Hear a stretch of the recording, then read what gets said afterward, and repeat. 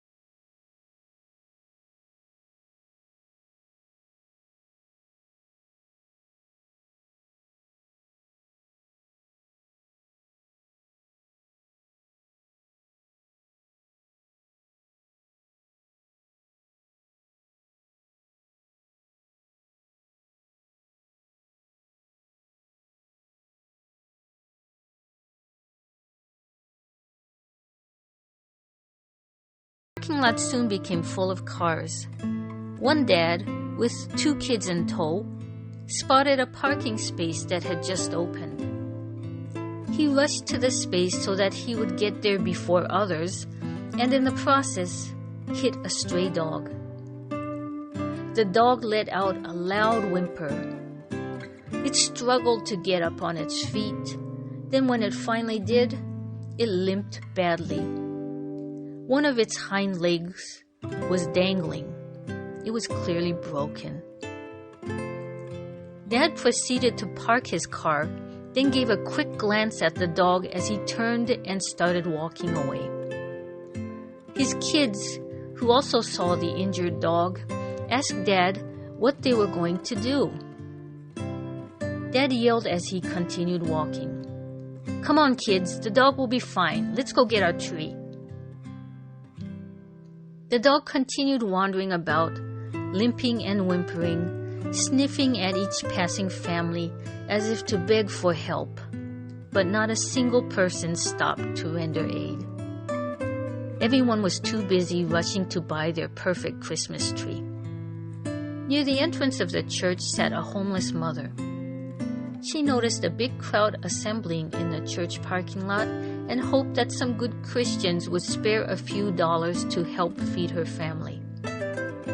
She called out to passers-by, asking them to extend their Christmas spirit to her family. Most hurriedly walked by, some without noticing her, and some pretending not to. One gave her a quarter and a few pennies just to get rid of the jingling change in his pocket that had been bothering him. Eventually, a few people did notice her though. They complained to the church's event organizer, who promptly asked the woman to get off of their property. The Christians continued to shop, and the church sold even more trees than they had expected to. They later announced that they raised enough money to buy the statue of Jesus. The churchgoers cheered upon hearing the news and gave themselves a pat on the back for the fact that they were such good Christians. Sadly, Christmas seems to have become a time of overindulgence, selfishness, false pride, impatience, wastefulness, entitlement, and narrow-mindedness. Trees are chopped down callously. Generous wrapping material is used once and tossed into the garbage. Impatient shoppers fill the stores and streets. People overindulge in food and alcohol. Unneeded gifts are given, received, and thrown out, all in the name of Christ. Imagine what Jesus would have done if he were there on that cold, windy day of the Christmas tree sale, as people who claimed to be his followers scrambled to buy the perfect tree while turning their backs on a dog in agony and banishing a homeless mother who pleaded for help. Christmas is a good time not only for Christians but for all of us to reflect upon our behavior. It is a time to be thankful for what we have, to help those who are less fortunate than we are, and to reflect on the true spirit of the holiday. Happy holidays and namaste.